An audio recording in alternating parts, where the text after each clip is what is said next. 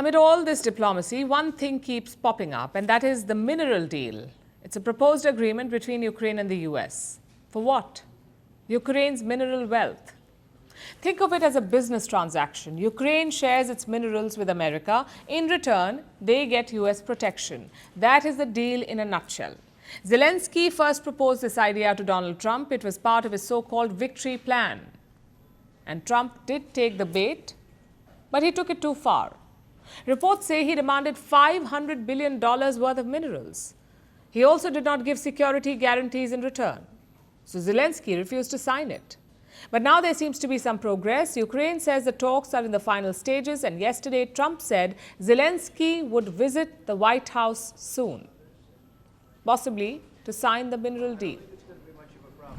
I will be meeting with President Zelensky. In fact, he may come in this week or next week to sign the agreement, and which would be nice. I'd love to meet him. Would meet at the Oval Office. So the agreement's being worked on now. They're very close to a final deal. It'll be a deal with rare earths and various other things. So the deal could be signed soon, which raises two questions. One, does it include security guarantees? And two, what does each side get? The answer to the first question is no. Some US media outlets have accessed the draft document. It reaffirms Ukraine's sovereignty, but it does not offer guarantees, nor does it promise more US military aid in the future. Instead, it focuses on investment. Ukraine will have to give up 50% of its revenue from natural resources. Say there's a new mine being built. It generates $100 million in revenue. Ukraine will have to give up half of that to a special fund, a fund that is going to be jointly held by the US and Ukraine. And what will happen to that money? Some of it will be reinvested in Ukraine, and the rest free to take home, I guess. Now, this is an improvement for Kiev. The previous draft did not have joint ownership. It said the US alone would control this investment fund. The new draft has tweaked that, which brings us to the second question. What does each side get? Well, the US has pumped billions into Ukraine. They can recoup some of that money. Plus, they will have access to crucial resources. Ukraine is home to 5% of the world's critical raw materials. That's around 2.6 billion tons of deposits, 2.6 billion tons. Total value, some estimates say $11.5 trillion. That's what Ukraine has. This includes certain strategically important items like graphite, lithium, and cobalt. We need these items to make things like batteries and solar panels. But right now, China controls them. Take lithium, for example. China controls 67% of the global lithium supply, so America wants a backup in Ukraine. You see, Trump does not see this deal as a political one. For him, it's about money. He wants to recoup what America spent in Ukraine. It's as simple as that. So any security guarantee will be financial. Say the Americans invest in mines or factories in Ukraine. Would Putin risk attacking them?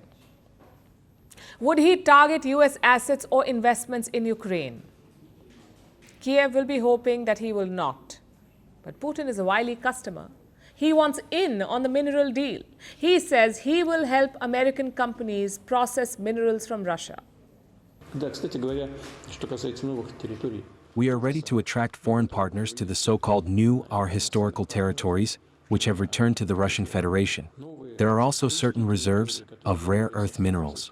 We are ready to work there with our partners, including American ones. This is very significant. Putin says US companies can extract resources from Russian land, even those taken away from Ukraine. And this could be a game changer because a big chunk of Ukraine's reserves are in the east, in areas currently occupied by Russia. Plus, these reserves are largely untouched, meaning you will have to invest a lot of money to extract them. It's still worth the risk. Even Europe seems to be realizing that. After Trump, the EU is also pitching a mineral deal. And this is the same EU that had slammed Trump's proposal, but now they want in. A top EU official has pitched the plan to Kiev. He called it a win-win deal. As for the Trump proposal, we have to wait and watch. We cannot make a judgment before the terms are published. But as things stand, one thing is quite clear. This is not a long-term guarantee for Ukraine. This is a temporary measure, maybe a desperate one, to keep Trump on their side. Merci beaucoup. Hi, how are you? Very well, thank you. Thank you for being here. Namaste, Mr. President. Bharat Kelogon, Komeri Namaste. How many people generally follow you in interviews? Typically in a month, we have viewers up to 150 million. That's more than twice the population of France. And in the last 2 years, we had 3 billion viewers. So I say, Laurent, this is your chance to be famous. You're on Firstpost.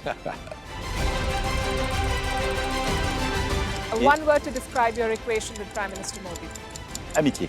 As India and France work together, are you creating a new era of non-alignment in the technology space? India is a training superpower. 1 million engineers a year, more than all of Europe and the US combined. So we have that partnership.